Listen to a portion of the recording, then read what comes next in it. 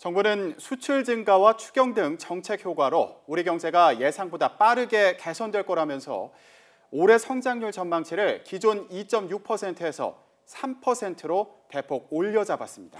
네, 일자리 확대와 최저임금 상승 등의 영향으로 내년부터는 소비도 살아날 것으로 내다봤습니다. 차유정 기자가 보도합니다.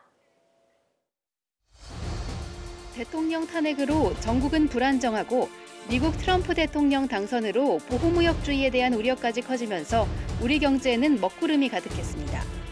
그러나 세계 경제가 예상보다 빠르게 회복되고 새 정부가 출범해 정치적 불확실성이 해소되면서 상황은 급변했습니다.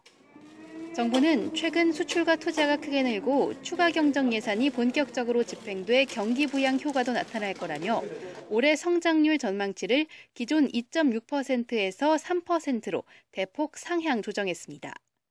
실제로 성장률 3%를 달성한다면 우리 경제가 3년 만에 2%대 성장에서 벗어나게 됩니다.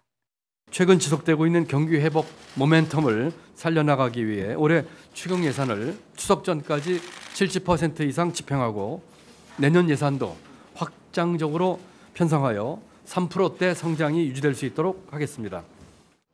반면 실질임금 상승이 멈추고 가계의 부채 부담이 늘어나면서 올해 소비는 지난해보다도 나쁠 것으로 전망됐습니다.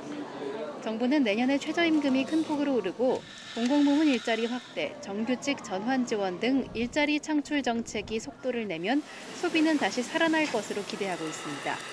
그러나 가계부채가 1,500조 원까지 치솟을 것으로 예상되고 서울을 중심으로 투기 세력이 몰리면서 부동산 시장은 불안한 모습을 보입니다. 여기에다 미국 금리 인상 등 대외 변수도 적지 않습니다. 소득주도 성장, 사람 중심 경제라는 새로운 시도 앞에 놓인 난관들이 만만치 않습니다. YTN 차유정입니다.